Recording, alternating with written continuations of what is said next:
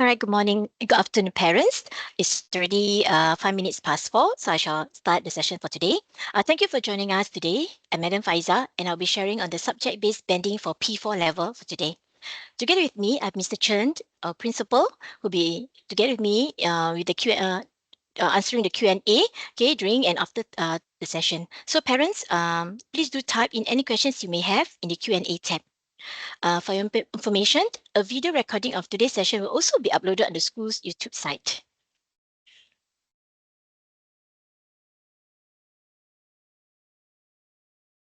Okay, parents, this is the agenda for today.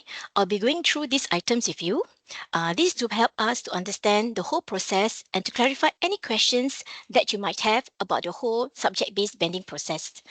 Okay, I'll also be sharing with you the differentiation between subject-based bending in primary school and full subject-based bending in secondary school. This will allow parents to understand the implication of subject-based bending that may have in your child's secondary school journey. I'll also be talking about the rationale of the subject-based bending and our school policy on subject-based bending, which may differ from other schools, okay? Because every school may have their own policy on how they actually go through the subject-based bending. I'll also be talking about the higher mother tongue policy that our school have. Okay, how I also understand that P4, okay, some of your your children actually taking higher mother tongue at P4 level, P3 and P4 level. So how does subject-based bending work in Admiralty Primary School? So parents, in this table, okay, it shows the differentiation between primary and secondary school subject-based bending. Okay, subject-based bending in short SBB, all right, I'll be using the term SBB for today's session, a short form for subject-based bending.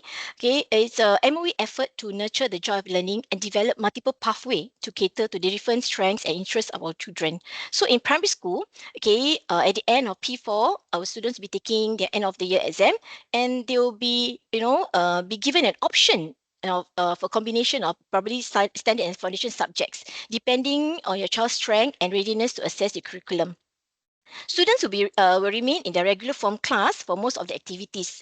However, under in the secondary school context, under full subject-based bending, the traditional streaming system is removed. That means, there'll be no more express, normal, academic, normal, technical. So instead, all students are mixed in their form classes and can take subjects at G1, which is formerly known as normal technical. Okay, G2, formerly known as normal academic, or G3, formerly expressed. So levels are based on their abilities in each subject. Okay, actually, MOE is going through this approach because it actually promotes social mixing and reduce academic labeling. Parents, if you want to know more about the full subject-based bending, SBB, okay, FSBB, okay, I'm going to share with you this slide whereby you can, go through to know more. What is the implication? Okay, what is it about? What full subject-based bending is all about in secondary school? Okay, this is the first slide. Okay, I'll be sharing with you the slide, okay, through PG after today's session. Okay, next, this also, okay, now I'm going to go through what is subject-based bending in primary school. All right, educational policy in Singapore that allows students to take subjects at different academic levels based on their individual strengths and abilities. All right, subject-based bending allows teacher to tailor instruction to students' specific abilities level in each subject. So for example, if a child excels in English and mother tongue, but needs more support in math and science, he may be given the option to take the first two subjects at standard level and the others at the foundation level. Okay, this also will allow the student to focus and stretch, okay, the teacher to focus and stretch potential in subjects that our students are strong in. And also, okay, the students can progress at appropriate paces in different subjects. Um, um, okay, so we understand that, some students may need support in certain areas. Okay, like I mentioned just now, math or probably science, but not all students be given the same combination of subject. Like I mentioned just now, it is based on the students' ability. At the end, when they receive their end of the year results, based on that, then we will actually give the subject combination that the child can opt for. Yeah, okay. All right, let me show you okay, what the subject combination that Admiralty Primary has. For example, for S1H, students can be given an option of 4 standard subjects, the EMS mother tongue plus 1 HMT. If your child is very strong, have strong foundation in their mother tongue. Okay. 4S, four standard subject, which means the EMS and mother tongue are taken, at standard level. Okay. 3S, 1F, three standard subjects. It could be one EM and plus, plus one foundation subject like science or English standard subject, maybe their mother tongue foundation subject. So you can see the different combinations that we have here. Okay, 3S1FMT, like just now I mentioned, one foundation mother tongue. Okay, so for this slide, it shows the different subject combinations that our school have. All right. Mostly when we actually offer the child, recommend the child for 3S1F. Okay, currently in Admiralty, students may need more support in mathematics. All right, but then when we give this subject combination at the end of the year at P4, it's also based on the discussion of the subject teachers, okay, the key personnel of the IP subjects, and also the form teachers. So it's not just based on the results alone at the end of the year. Okay, every child is unique and has different aptitudes, capability, and talents. All right. So in terms of subject-based banding, it recognizes that students are not one-dimensional. Okay. It varies across different domains. So a student might be mathematically gifted but struggle with languages, or excel in the sciences, or finding humanities challenging. So it caters to the different abilities of our children rather than forcing our students, to take every subject, at just one level. The subject-based banding actually provides, okay, a more nuanced system that can accommodate the spectrum of abilities for each individual student. All right, it's more like personal approach, personalized approach that ensure each child can be appropriately challenged and supported. All right, so parents, the refining of the process, right, actually, like I mentioned just now, help our children to realize their potential based on their strength. Yeah. Let me share with you, what is our ADPS policy on subject-based banding. Okay, in MRT, we recommend our students to take standard subject instead of foundation subject if they're able to attain 20 marks and above in view of the following consideration. So, you see, parents, even though your child may fail a subject, because you understand that, oh, when my child receive the paper and then or at the result slip, they will see that they actually score 49, it means they fail. But we do not just stream them based on that kind of results. We actually look at the ability, at that point in time, whether they can actually answer basic items, at P4 level. So 20 marks and above, okay, they will still be given an option to take standard subjects. Okay, why? Because in IMRT, we believe that standard subjects offers a better achievement score in comparison to foundation subject at PSA level. Later, I will show you, the transition of standard, the comparison between the foundation subject, foundation AL scoring, and also the standard AL scoring, by taking standard subject. All right. So, like you mentioned just now,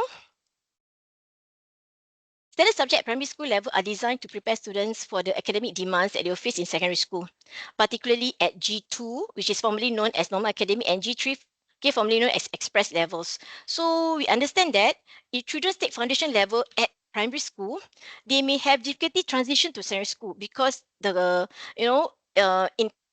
primary school, if they're taking foundation subject, the scope of the or the difficulty of the subject may be differ, from the standard subject. So they will have, if they are being offered a G2 or G3 level, they may have difficulty transition, and maybe there's a larger gap between the foundation level and, larger gap that they need to bridge at secondary school level. So a threshold of 20 mark serve as indicator that the student has sufficient mastery to handle the increased rigor of standard subjects, while benefiting the advantages that they can have. So parents, do not worry, because at the end of P4, like I mentioned, we do give them a recommendation. At P5, all right, at the end of P5, in discussion with subject and teachers and also form teachers, you will see that if the children can still cope at standard subjects, if they can still maintain that, their their ability to take on standard subjects, we still will give them the option to try it at P6. Yeah, we will still keep on reviewing their progress. So do not worry, parents. Yeah, because we also understand that at P4 to P5, the children may have transition. They may have difficulty transiting, so they make time. They may need more time, to adapt to the P5 syllabus and all that, because we know that some students at P5 they may not be able to cope with the rigor, so they will be, they will mention, oh, I keep failing. I want my child keep failing. I want my child to actually take foundation subject.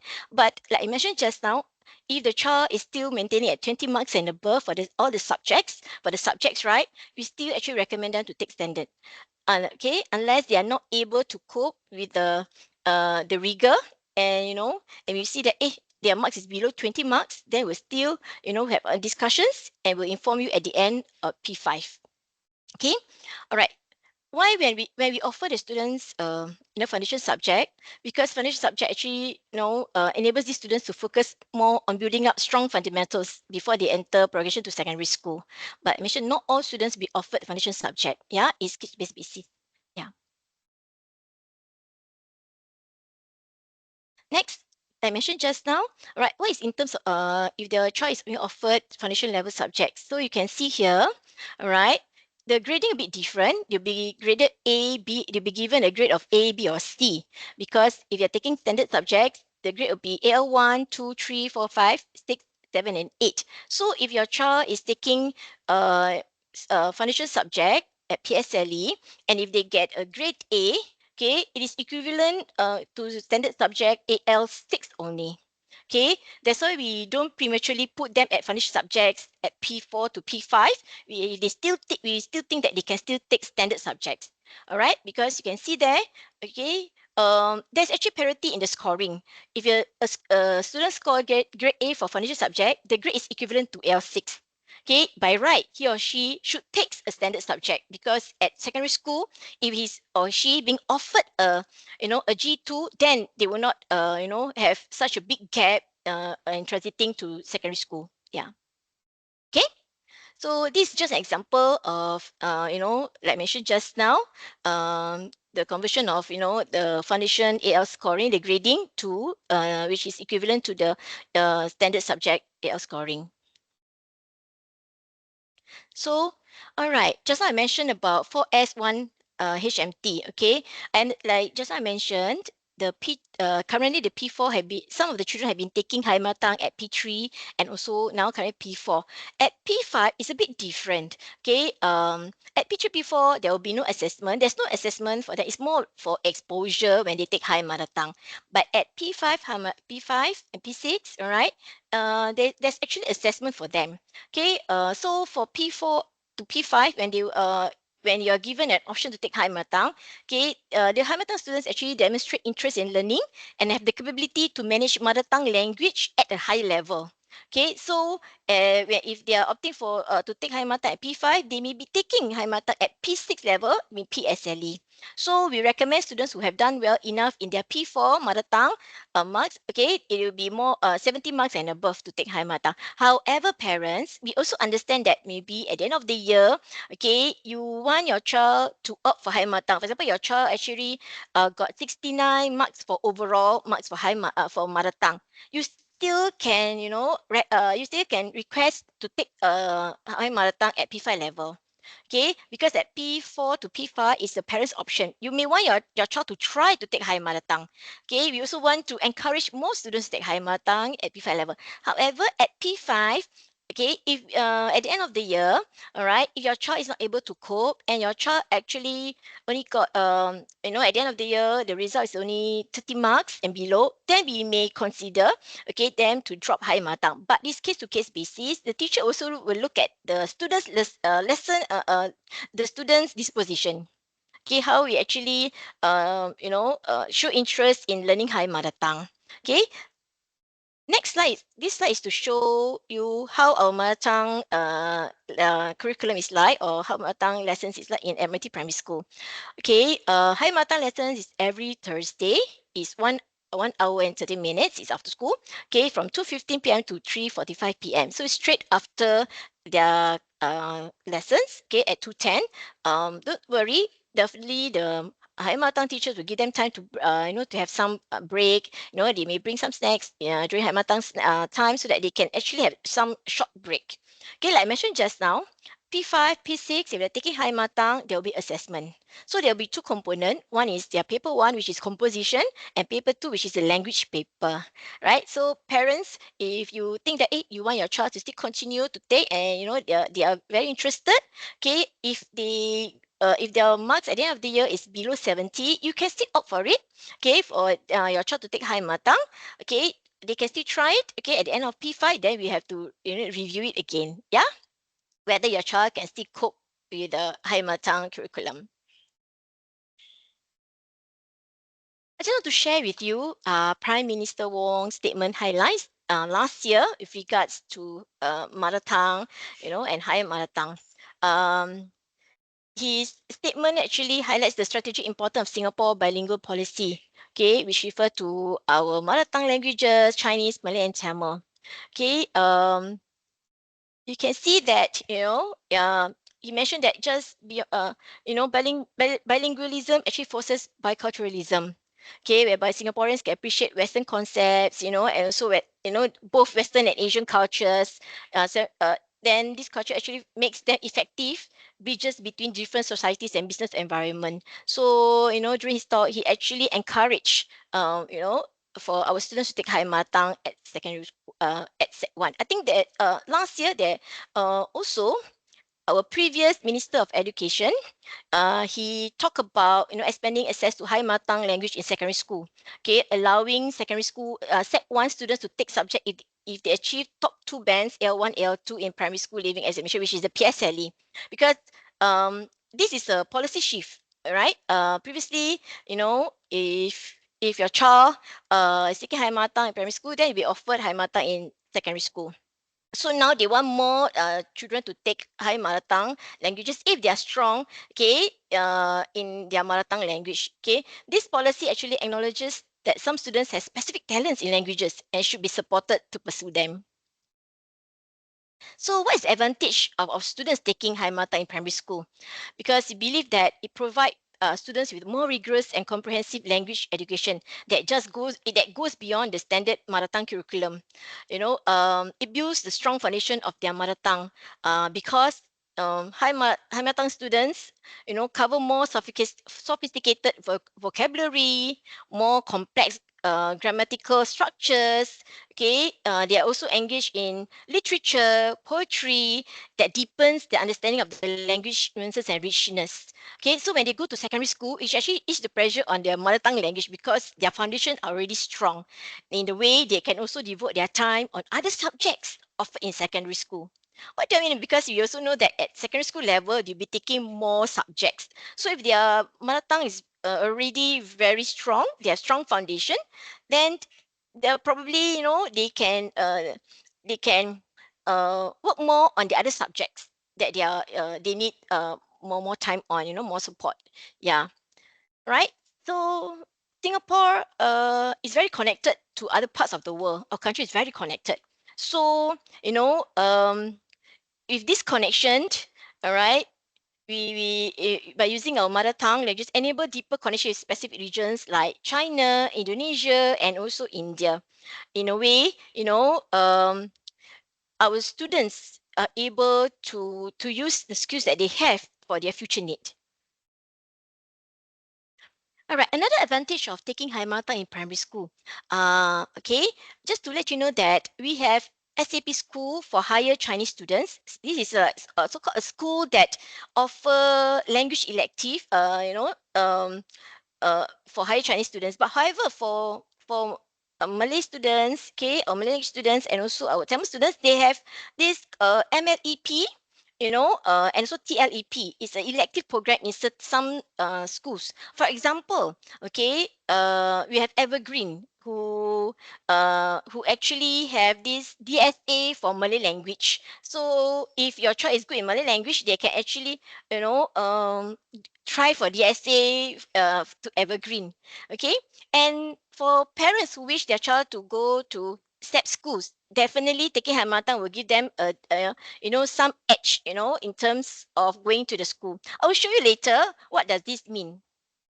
Okay, to further explain what is special assistance plan schools, okay, these schools actually cater to students who excel in both their mother tongue which is Chinese language, as well as English. It's only available in selected secondary school, okay, in primary school and and also secondary school. So, for students who are good in their Mandarin, okay, they may want to apply for, to SAP school, when in primary six. All right. So for I mentioned just now for the Malay language and for the Tamil language, there's a 2-year program in selected secondary school. Not all secondary school have this program. Okay. It's school for students with aptitude and keen interest in their language and literature. Right? There are two different things, parents. DSA, that means before your child is is trying to choose a school would have a DSA in language. Okay, you can go to school MOE Finder, and actually there when you click on DSA for language, then you will see the schools that's available for your children to choose, try for DSA. Like nearer here, I have, for Malay language, DSC we have Evergreen. For Tamil language also they also offer it in Evergreen Secondary School. Okay, parents, this is what I mentioned for higher Chinese students who wish to try to apply to SAP students, after they receive their PSLE results.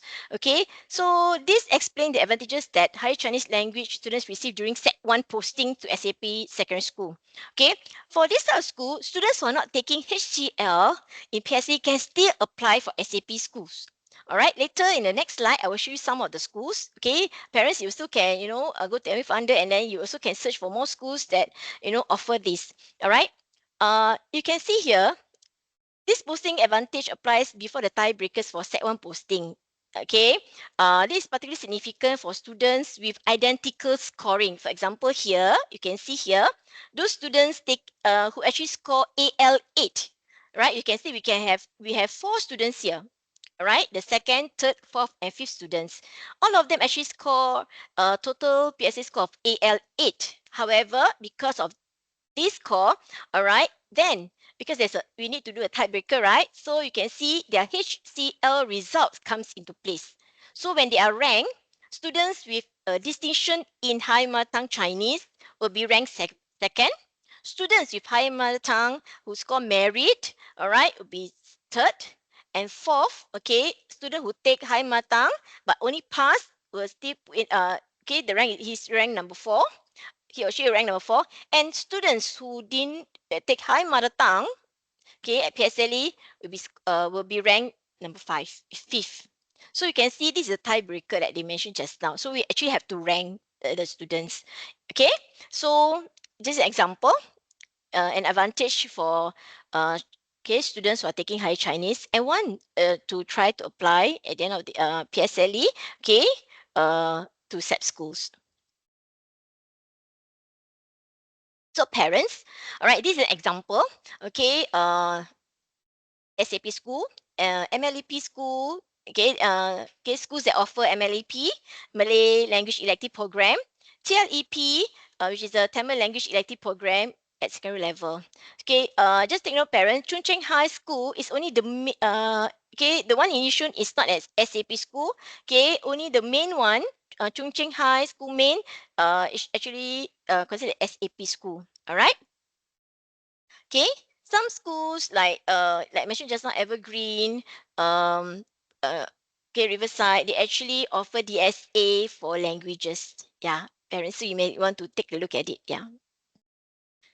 Okay, so parents, how does subject-based banding work in Admiralty? Okay, all right. Students sits for end of the year school-based examination. So after that, okay, after you tabulate their results, okay, will be your child, okay, we will look at the results, and then the school will recommend a subject combination based on the student's results. Like just now I show, right, whether it's 4S1H, whether it's 4S, whether it's 3S1F. So it depends on your students. It depends on your child, okay, ability at the end of P4. All right. And then parents will have to complete an option form indicating the preferred combination. All right, we will give you the recommendation. However, like I mentioned just now, if, for example, your child is only offered 4S, however, you want the child to try high mother tongue at P5 level, you may, okay, give because in the option form there'll be an option whereby you can tick and you can actually opt to actually opt for your child to take for S1H. All right. So at the end of P5, okay, student take subject combination chosen by parents, right? So at P5, by the end of P5, all right, the school will assess your child ability again, okay, with the current subject combination at the end of the year. So adjustment will be made, okay, whether your child will still be taking the same combination or there'll be changes. Parents not worry because any changes, okay, that is made will definitely require, okay, you to be known, and also you have to sign a form to indicate the change, right? Your agreement to change your child to a different combination. All right, after this is definitely after discussion with the subject teachers, with the form teachers, then we will actually inform you if there's any changes to the subject combination. So at the end of P5 we make the changes, and at P6 the student takes subject combination decided by the school.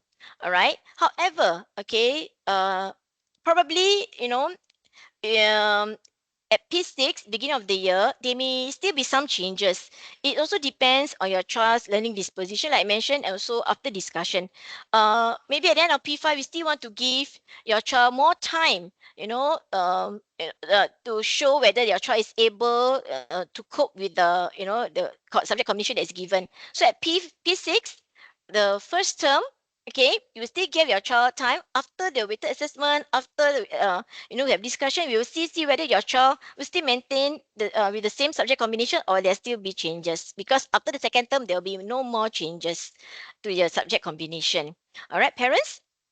So now, let me show you the option form that will be given to you, okay, together with the temporary result slip, okay, probably at in early November, okay. Will inform you the dates in the near future. Maybe next month, okay. When you will receive, definitely is after the all the exams is over. Then I think, okay, we look at the discussions and all that. Then we'll give you this option form. All right. Like you can see here, this child actually been offered for S1H. All right. Then you will in part one we show you. Okay. Then you will actually have to indicate whether you agree for S1H. You can put a tick at for S1H, or you actually want your child to actually just take 4S. You do not want your child to take high mother tongue. So, okay, parents, then you have to actually indicate which box. All right. Which one that actually whether you agree, okay, with the recommendation, or you wish to change. All right. So this is the option form to get a temporary result slip that will be given to you, okay, after at the end of the year assessment. Okay. All right. So this is the next slide. It's just an overview of the implication overview of the secondary school experience, the post secondary school pathway is under full subject based bending. So you see at the end, okay, these three child here, okay, at PSLE, these are the scoring that they have. See, so whether they are taking G3, G2, or G1. Like mentioned just now, G3 is so-called the previous stream, which is the express stream. Okay, at G2 is actually the normal academic stream, and then G1 is the normal technical stream. However, with the full subject-based bending, you can see that there's a mixed form classes. That means your child may be taking a combination of G3 or G2 subjects, or even a combination of G2 and G1 subjects. So this is an overview of the secondary school pathway, the post-secondary school pathway 2 under full subject-based bending. Yeah, okay, parents, you may want to see it, when I actually show you, when I actually share with you, share the slides with you, because I think it's a bit too small for you to see. All right, yeah. So just an overview here. Okay. So parents, this is the end of my slides. Okay. It's now time for Q&A session. Not sure whether Mr. Chen, you want to address any questions there? I may invite Mr. Chen to, yeah. Sorry, are there any Yeah. questions that have Yeah. been posted up already? So Uh, far there's no question. So okay, yeah. maybe Madam Isa. Hi, good Yes. afternoon, parents. Thanks a lot for joining all of us. I think Madam Okay. Isa has also shared Mm, in quite good detail about what mm, subject-based bending is all about at the primary level. right? So not to be confused between Mm. subject-based banding at the primary level and full subject-based banding at the secondary level. Mm. What you see in this slide here is full subject-based banding at the secondary level. But we wanted to show you this full subject-based banding at the secondary level because so that you have an overview of what happens about 2 to 3 years down the road. Ultimately, your child now is at P4. A couple of years' time, your child will be taking the PSLE. And after the PSLE results are out, that's when your child will also have to start thinking together with you about the pathways that you'll be considering. Is it the PG3, PG2, or PG1? So what was mentioned just now earlier, PG3 is what we used to call in the past the express stream, right? And then your PG2 is the NA stream, PG1 is the normal technical stream. We have already gotten away, we've already got rid of this whole labeling about NA, NT, as well as express stream, because if you see, under this column that say mixed form classes under full SBB, you see there's a box there. Then with the three students, as well as you see 6G3, 1G2. What it actually means is that this girl in that picture there is taking 6G3 subjects and 1G2 subject. So you can see that actually under full subject-based banding, the child has that kind of flexibility based on the child's abilities as well as interests in the different subjects to take 6 subjects at the express, in the past they used to call it express level, and 1 subject at the slightly less rigorous, academically less rigorous level, so that the child can focus a bit more on the subjects that he or she is probably more interested and good at. Right? We know that there's a whole suite of subjects that at the secondary level our children will be taking. So then that is at the secondary level. What does that mean for us now, talking about the P4 SBB? It means that working together with you, looking at your child's ability in the different subjects, as well as the interest of the child in the different subjects, we would then want to make sure that we do the right choices when it comes to selecting the subjects.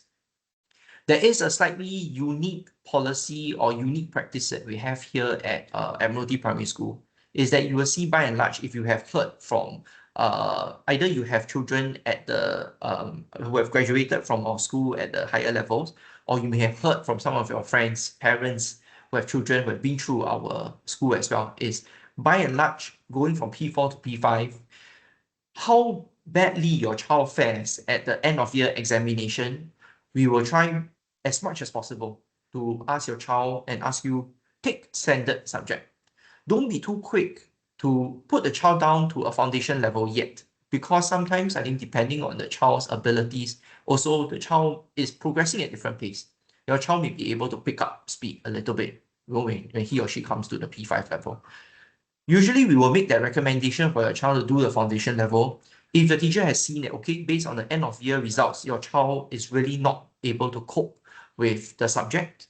And our recommendation to you is that, yes, I think indeed, possibly we may want to put a child at the foundation level.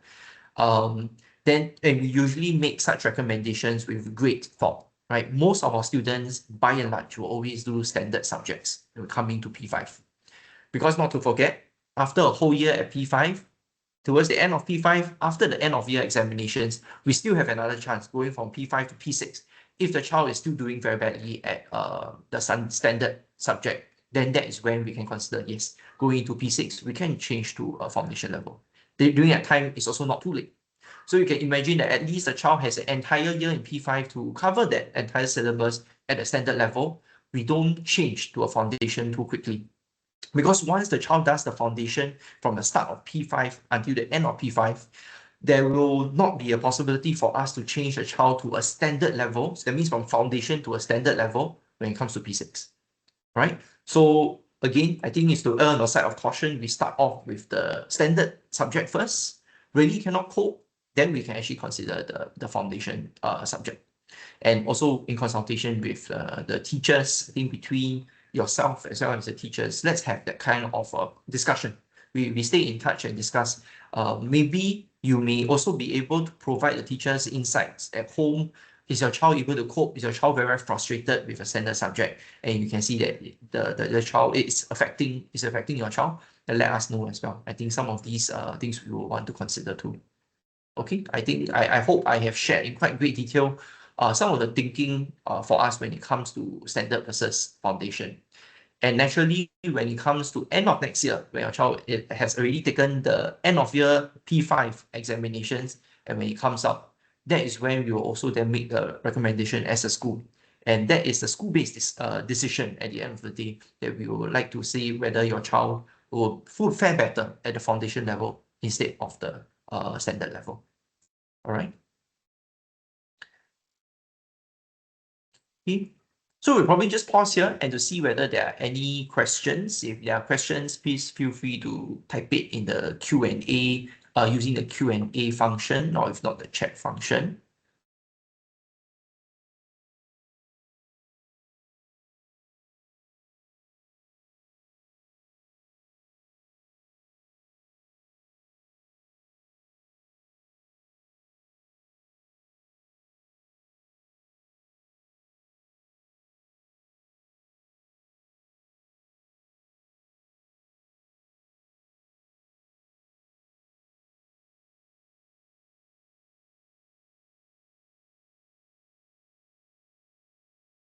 Yeah.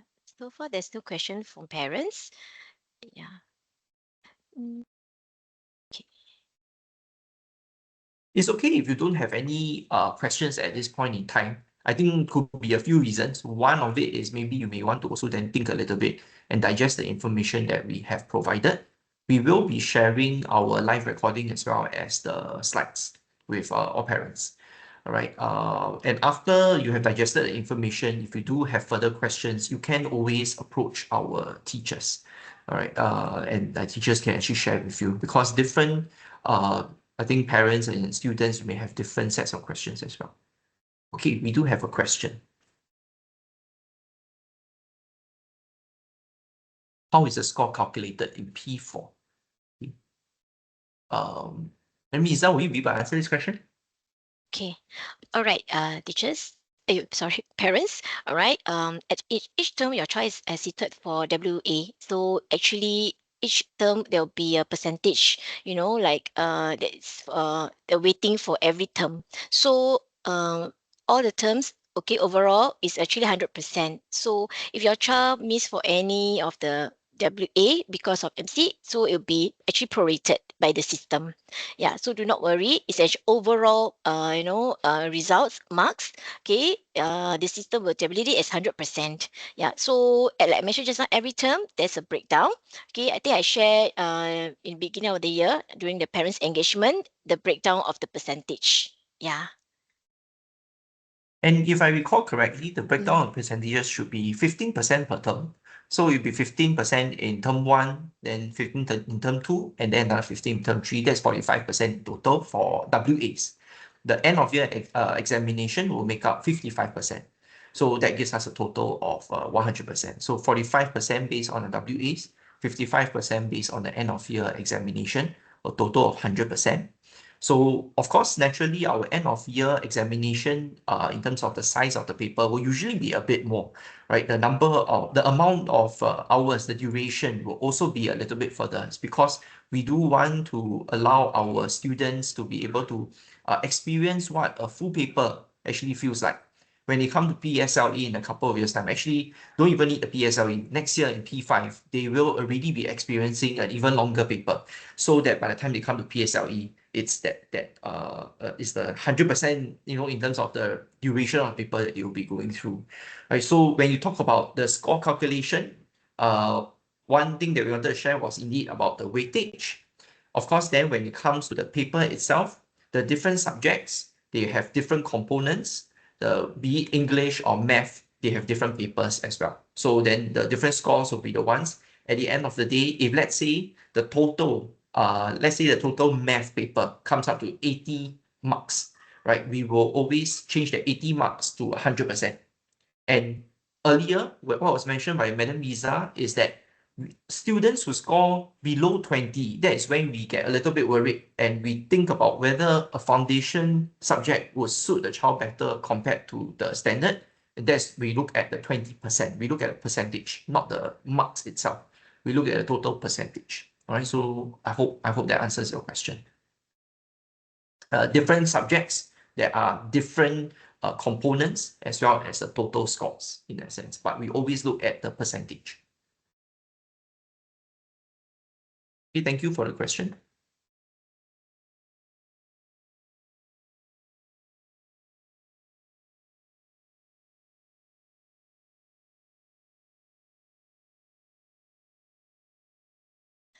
Okay, Mr. Chen Okay, here, thank you. and parents, this is the breakdown of the assessment weighting that I share beginning of the year. So just now is to to show the parents this is the end of the year lah. So you can see the total score will be 100% at the end of the year. The results tabulated. Yeah. Okay, parents. Maybe you want to take a look at this. I give you some time for you to take a look at it. Yeah, just like Mr. Chen mentioned, 15%, term 1, term 2, term 3, with assessment, and then term 4, okay, it'll be 55%. Yeah, yeah. I will stop sharing. Yeah, yeah.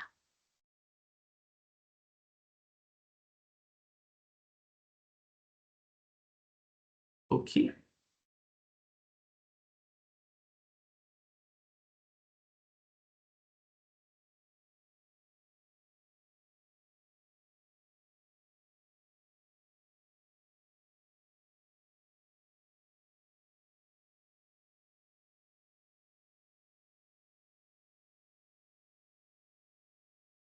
Oh, okay, thanks. I see some more questions from I think it's Madam Vivian. Okay, if student is taking foundation of only one subject and remaining using standard, how do we calculate the marks for PSLE? Okay, good question. Thank you. Maybe I'll just trouble Madam Lisa to show the slide with the conversion. So what happens is that, for the standard subjects, we will calculate based on AL1 all the way to AL8. AL1 is the best. AL8 means that is the poorest, is the worst in terms of how the child has scored. MOE's website, you will also be able to see what is the total number of marks. So for example, 0 marks to 20 marks or 0 to 19 marks is 0 to 19 marks is AL8. Then 20 marks to how many marks is AL7. So in terms of the mark range. Okay. So that will determine what is the AL score for that standard subject. Now, in terms of what is the score range for a foundation subject, you can see in the second column here that is being shown on the slide is 75 to 100 is ALA, A grade, B grade is 30 to 74, less than 30 marks is a C grade. And the way that they actually, SEAB, our exams branch, as well as MOE have already decided on the scoring, is that when a child scores an A in a foundation subject, it is equivalent to scoring AL6, right? And then a B grade is equivalent to AL7. C grade is actually considered AL8. 8 is actually considered ungraded in a sense. All right. So in order to clear a subject is always considered as being 7 and above. AL8 is considered as ungraded, ungraded. So if you want to know at the end of the day, what is the total PSLE score that the child has achieved, then you look at each subject, what is the AL scoring that the child has achieved. Like what was said, if you have 3 standard subjects, then you add them together. Then the last subject that is foundation, you will look at this particular table. Is it a A, B, or C? So that it will be tagged to a 6, 7, or 8. I hope that answers the question. Right.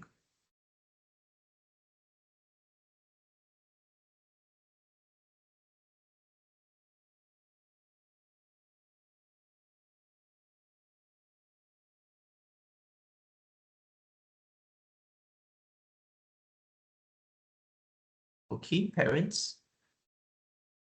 So as I mentioned earlier, not to worry, once the slides, you have received the slides, you want to review the slides as well as the video and more questions actually come up to you, feel free to get in touch with your child's teachers. And, the teachers will be able to sit down with you or over the phone call, probably just help you out to understand what some of your, just to understand what are some of the concerns. And then you all can work out some of the arrangements as well. Right? Okay. Okay, otherwise, I think no further questions. I think that will be all. unless anyone else has any questions now. We just wait for a short while more.